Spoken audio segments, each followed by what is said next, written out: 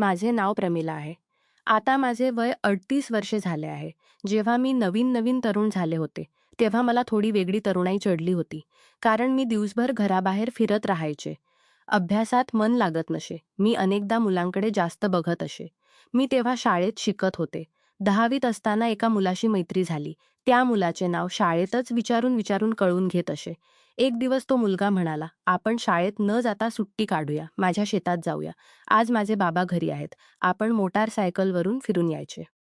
मला मुलांना भेटायची खूप इच्छा होती, म्हणून मी लगेच होकार दिला. त्याच्या शेतातल्या कोठ्याकडे निघाले. अचानक तिथून माझे बाबा येत होते. त्यांनी मला त्या मुलासोबत बघितले आणि तिथूनच हाताने पकडून घरी नेले. बाबाने मला खूप मारले आणि शाळेतून काढून टाकले. मला घरातल्या कामात फारसे मन नव्हते. आई मला नेहमी बोलून काढायची, "तू कुठेही मन लावत नाहीस." माझी काकू माझा खूप लाड करायची. आई म्हणाय गोष्टींवर आई खूप चिडायची. ती आईला माझ्याविरुद्ध काही बोलू देत नसे. आई म्हणायची, "ही वाईट कामे करत फिरते. जर तुझा भाऊ दिसला नसता तर हिनं आमची इज्जत मातीत मिळवली असती." काकू म्हणाली, "नवीन तरुण झाली आहे, काही हरकत नाही. लहान मुलांपासून चुकावू नका." काकू मला आपल्या सासरच्या गावी घेऊन गेली. ती म्हणाली, "तिथे मी हिला सगळी कामे शिकवीन." जेव्हा मी काकूसोबत तिच्या सासरच्या लागत नसे, कारण तिथे माझी एकही मैत्रीण नव्हती. मग काकू मला आपल्या घरी नेत असे. काकूच्या गावात शिवण वर्ग सुरू झाला. काकूने सल्ला दिला, "तुला शिवण वर्गात घालते. वेळही जाईल आणि काही शिकशील."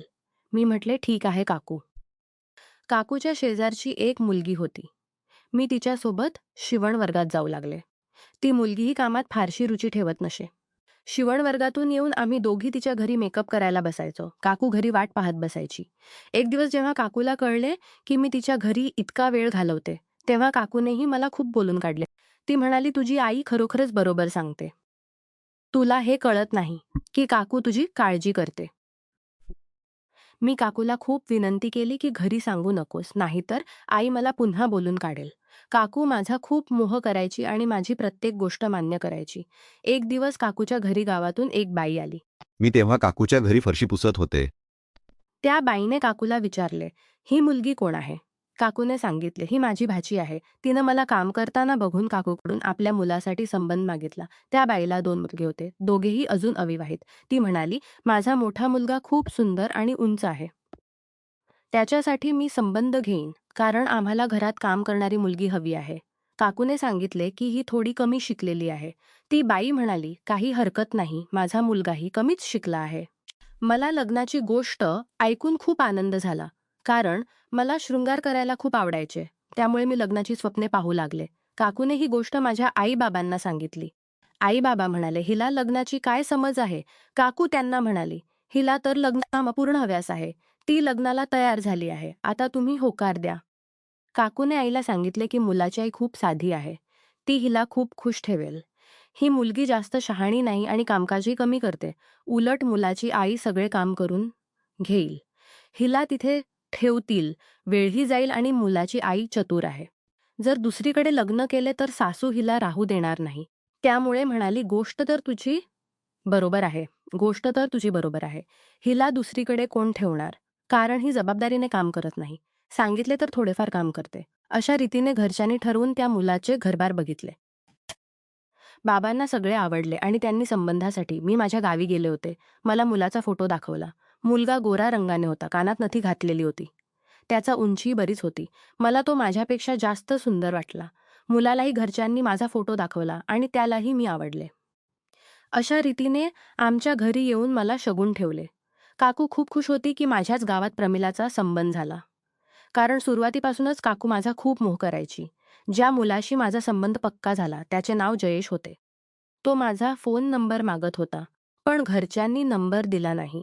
कारण घरच्यांना माझ्यावर विश्वास नव्हता. ते म्हणायचे, "माहीत नाही काय काय मुलाला फोनवर बोलून सांगेल. याचा काय विश्वास? आणि ही विश्वास ठेवण्याजोगीही नाही." मग थोड्याच दिवसात आमचे लग्न करून दिले. जेव्हा मी पहिल्या दिवशी सासरच्या घरी पोहोचले, तेव्हा बघितले की सासरचे घर ठीकच होते. त्यांचे जुने घर होते.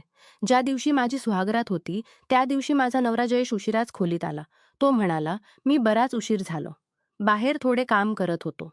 तुम्ही थकल्या असाल, आता झोपा." इतके बोलून तो झोपला. मी उठून कपडे बदलले, पण मला झोप येत नव्हती, कारण माझे शरीर अस्वस्थ होते. मला खूप इच्छा होती, की आज मी माझ्या नवऱ्यासोबत जवळीक साधेन. कारण जेव्हा मी मैत्रिणींसोबत अशा गोष्टी बोलत असे, तेव्हा माझेही मन करायचे, की लवकर माझा नवरा माझ्याजवळ असावा. माझ्या आतल्या तरुणाईच्या अस्वस्थतेला थोडी शांती मिळावी असे वाटत होते. दुसऱ्या दिवशी सकाळी माझ्या नवऱ्याने मला उठवले आणि म्हणाला, "आई म्हणाली आहे, उठून अंघोळ कर." मी उठून अंघोळ केली, चांगला मेकअप करून तयार होऊन बसले. मी बघितले, की माझा दीर, ज्याचे नाव तारक आहे, तो आपल्या खोलीत बसला होता आणि वारंवार माझ्याकडे बघून हसत होता. त्याची उंची थोडी कमी होती, पण तोही गोरा आणि सुंदर होता. तो मला भाभी-भाभी म्हणून मजा करायचा आणि माझ्याकडे बघून खूप हसायचा. तो म्हणायचा, "मला माझ्या भावाच्या लग्नाचा खूप आनंद आहे. माझी सासूही खूप चांगली होती. ती मला कोणतेही काम करू देत नसे." माझे सासरे दिवंगत झाले होते. मी त्या घरात खूप खुश होते. पण माझा नवरा माझ्याजवळ येत नसे. तो दररोज रात्री एखादा निमित्त काढायचा. नवऱ्या मुलांना सामान्यतः लग्नानंतर जवळीक हवी असते. पण माझा नवरा माझ्याशी जास्त बोलतही नसे आणि रात्रीही शांतपणे येऊन झोपायचा. तरी तो माझ्या प्रत्येक गोष्टीची काळजी घ्यायचा. मी जे मागत असे ते आणून द्यायचा, पण मला स्पर्श फारसा करत नसे. तो मला खुश करू शकत नव्हता. मी त्याच्यासोबत अजिबात खुश नव्हते. एक दिवस मी पूर्णपणे त्याच्याजवळ जाऊन निजले. मला वाटले, आता तो माझ्यासोबत काही करेल, पण काहीच फरक पडला नाही. तो तसाच पडून राहिला. मला खूप राग आला, कारण माझ्या मनात खूप भावना होत्या आणि त्याच्या मनात काहीच भावना नसल्यासारखे वाटत होते. त्याला लग्नाचा फारसा हव्यासही नव्हता. तो फक्त दिवसभर काम करत राहायचा. माझा दीर तारक मात्र पूर्णपणे लक्ष देत असे. एक दिवस मी गच्चीवर कपडे वाळवायला ठेवत होते, तेव्हा बघितले, की माझा दीर अंगणात अंघोळ करत होता. जेव्हा मी बघितले, तेव्हा तो आणखी सुंदर वाटू लागला. मी बराच वेळ उभी राहून त्याला बघत राहिले. माझ्या मनात त्याच्याबद्दल भावना निर्माण होऊ लागल्या. जेव्हा त्याने बघितले, की मी त्याच्याकडे बघत आहे, तेव्हा तो हसू लागला. तो उठून स्वतःला टॉवेलने पुसायला लागला आणि मला म्हणाला, "माझे कपडे आणून दे." मीही त्याच्या सांगण्यावरून त्याच्या कपड्यासाठी अलमारीकडे गेले. जेव्हा मी त्याच्या खोलीत अलमारीतून कपडे काढत होते, तेव्हा तो मागून येऊन माझ्याजवळ उभा राहिला. जेव्हा तो माझ्याजवळ आला, तेव्हा माझ्या मनातल्या भावना बाहेर आल्या. कळलेच नाही कधी मी त्याच्या हातात गेले. त्याने मला मिठीत घेतले. त्या दिवशी माझा नवरा आणि सासू दोघेही शहरात औषध आणायला गेले होते. आम्ही खोलीची कुंडी लावली आणि दिवा बंद केला. आम्ही एकत्र जवळीक साधली. माझ्या आतल्या अस्वस्थतेला शांती मिळाली. जे माझ्या नवऱ्यात नव्हते, ते तारकमध्ये होते. म्हणून आता मला तारक चांगला वाटू लागला. मी तारकाला सांगितले, की जयेश माझ्यासोबत काहीच करत नाही. आमच्या लग्नाला किती काळ झाला. आजपर्यंत त्याने एकदाही माझ्याशी जवळीक साधली नाही. म्हणून तो मला चांगला वाटत नाही आणि त्याच्याशी माझे नाते जुळत नाही. तारक म्हणाला, "तुमचा दीर तुमच्यासाठी नेहमी तयार आहे. जेव्हा तुमचे मन करेल माझ्याकडे या. मी तुम्हाला पूर्ण समाधान देईन." मला हे ऐकून खूप आनंद झाला. मी म्हटले, "घरात कोणालाही ही गोष्ट सांगू नकोस." तो म्हणाला, "मी वेडा आहे का जे ही गोष्ट सांगेन? तू माझ्यासोबत खुश राहा, मी तुझ्यासोबत खुश राहीन. बस आणखी काय हवे?" अशा रीतीने आमचे हे नाते सुरू राहिले. एक दिवस रात्री माझा दीर तारक माझ्याकडे येण्याची इच्छा करत होता, पण मी नवऱ्याजवळ निजले होते. म्हणून मी हळूहळू खोलीतून बाहेर पडले आणि बघितले की जयेश झोपला आहे. मी खूप तारकच्या खोलीत गेले. तारक झोपला होता. जेव्हा मी त्याच्या खोलीचे दार उघडले, तेव्हा तो एकदम माझ्याकडे बघू लागला. जेव्हा मी त्याच्याजवळ गेले, तेव्हा तोही मला बघून खुश झाला. मी त्याला सांगितले की जयेश झोपला आहे. मी त्याच्याकडून पळून आले आहे. तो म्हणाला, "जेव्हा त्याच्याजवळ काहीच नाही, तेव्हा तो काय सांगणार? तुला त्याच्यापासून इतके घाबरण्याची गरज नाही." मी तारकाला म्हटले, "हळू बोल, कुठे आई ऐकेल?" तारकने मला रजईत घेतले. मला आपल्या रजईत घेतले. त्या दिवशी तारकने मला पूर्ण समाधान दिले. मी त्याला सांगितले की उद्या पुन्हा येईन. मी त्याच्यासोबत इतकी मग्न झाले की अर्ध्या रात्रीपर्यंत त्याच्या खोलीत राहिले. जेव्हा मला शुद्ध आली, तेव्हा वेळ खूप झाला होता. मी लगेच उठून जयेशच्या खोलीत गेले. जेव्हा मी गेले, तेव्हा जयेश उठून फोन बघत होता. मी खूप घाबरले. मला वाटले त्याला सगळे कळले असेल. मी जयेशला म्हटले, "मी खाली पाणी पिण्यासाठी गेले होते, कारण आमची खोली वर होती." तो म्हणाला, "ठीक आहे." मी आश्चर्यचकित झाले. जणू त्याला काही फरक पडत नव्हता. तो माझी गोष्ट जास्त ऐकत नसे. त्याला काही मतलबत होते. आम्ही दोघे पाहत असू, की आई आणि जयेश कुंजत होते. जयेश कुठे जातात तेव्हा आम्ही एकमेकांसोबत वेळ घालवत असू. मी घराचे काम कमीच करत असे, कारण सुरुवातीपासूनच मी काम कमी करायचे. कधी-कधी सासूच्या सांगण्यावरून थोडेफार काम करत असे. कधी-कधी तारकसोबत शहरातही जात असे, कारण जेव्हा मी जयेशला शहरात जायला सांगत असे, तेव्हा तो म्हणायचा, "तू तारकसोबत जा." एक दिवस दुपारी जयेश आणि आई दोघेही घरी नव्हते. जयेश शहरात गेला होता. आई कुणाच्या घरी गेली होती. मी त्या संधीचा फायदा घेतला आणि तारकच्या खोलीत गेले. जेव्हा मी कपडे नीट करत होते, तेव्हा बघितले की सासू येत आहे. ज्या अवस्थेत तारक होता, ती सासूने बघितली. तारकने घोंगडी ओढून झोपल्याचे दाखवले. सासूने माझा हात धरून दुसऱ्या खोलीत नेले आणि म्हणाली, "हे सगळे काय आहे?" पहिल्यांदा मी शांत राहिले. नंतर सासूला सगळे सांगितले. मी म्हटले, "जेव्हा तुमचा मुलगा पुरुष म्हणून काहीच करू शकत नव्हता. आजपर्यंत तुमच्या मुलाने मला खुश केले नाही. मला माझी खुशी हवी आहे. मोठ्यासोबत नसेल तर छोट्यासोबत ठीक आहे. पण मी बाहेर काही चुकीचे केले नाही. मी तुमच्याच घरात केले. कारण तुमचा मोठा मुलगा मला कधी खुश करत नाही आणि माझ्यासोबत कुठे जात नाही. तो रात्री माझ्यापासून बाजूला होऊन निसतो. जर मला या घरात खुशी मिळाली असेल, तर मी काही चुकीचे केले नाही. तुमचा मोठा मुलगा काही कामाचा नाही." सासू माझ्याकडे बघत राहिली आणि शांत झाली. ती म्हणाली, "मला या गोष्टीची आधी अजिबात कल्पना नव्हती." मी म्हटले, "पण तारकाला सगळे माहीत होते." त्या दिवसापासून सासूने मला तारककडे जाण्यापासून कधीही थांबवले नाही. कारण मी सासूला ही गोष्ट सांगितलीच, तर मी या घरात राहणार नाही. कारण तुम्ही माझ्यासोबत फसवणूक केली. तो लग्नाला पात्रच नव्हता. आता आमच्या घरात उघडपणे हे चालू झाले. मी सासूसमोरच तारकसोबत खोलीत जात असे. एक दिवस मी जयेशसोबत याबद्दल बोलले, की तुमच्यात पुरुषासारखी भावनाच नाही. तेव्हा तो म्हणाला, "तुझी गरज पूर्ण होत आहे ना बस. जास्त मतलब नाही."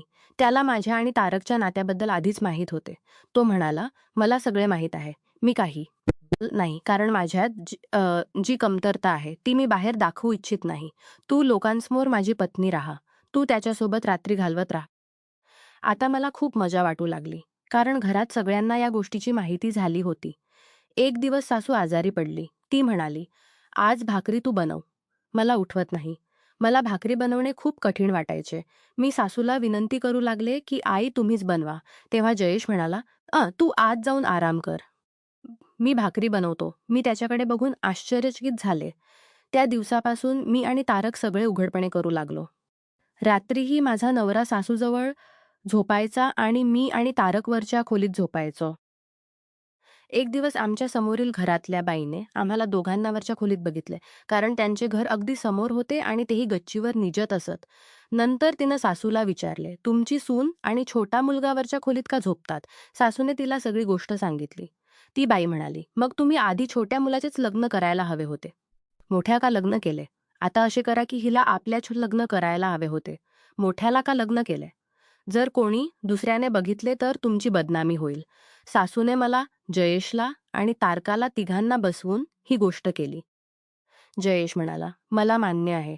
तारक तर आधीच मला ठेवून खुश होता. सासूने माझ्या माहेरच्यांनाही बोलावले. जेव्हा ते आले तेव्हा मला खूप भीती वाटत होती. पण सासूने त्यांना काहीही सांगितले नाही. त्यांच्यासमोर फक्त एकच गोष्ट केली की माझा मोठा मुलगा पुरुष म्हणून काहीच करू शकत नाही. त्यामुळे मी आपल्या सुनेला घरातच ठेवू इच्छिते. मी हिला आपल्या छोट्या मुलासोबत बसवू इच्छिते. मग माझ्या घरच्यांना काय म्हणायचे होते, ते मान्य झाले आणि मला तारकसोबत बसवले. आता मला आणखी मजा वाटू लागली. मी विचार करत होते की तारकसोबत आता आयुष्यभर राहीन. पण तारक आणि जयेशच्या स्वभावात खूप फरक होता. जयेश मऊ स्वभावाचा होता, तर तारक तितकाच रागीट होता. तारक मला छोट्या-छोट्या गोष्टीवर ओरडायचा आणि जर माझ्याकडून काही काम चुकीचे झाले तर मला मारायचाही. जयेश त्याला खूप समजवायचा की असे स्त्रियांवर हात उचलू नये. अशा रीतीने माझ्या आणि तारकच्या भांडणे होत राहायची. त्याच दिवसात मुलगा झाला. घरात आनंदाची लाट पसरली. मुलगा अगदी तारकसारखा दिसत होता. ज्या दिवशी माझा मुलगा झाला, त्या दिवशी जयेश धावत-धावत काम करत होता. कारण जयेशलाही खूप आनंद झाला होता. मी अंथरुणावर पडून जयेशकडे बघत होते. तारकाला जेव्हा मी काही काम सांगत असे, तेव्हा तो लगेच उत्तर द्यायचा आणि म्हणायचा, "चुरीला सांग ती करेल. माझ्याकडून हे काम होत नाही."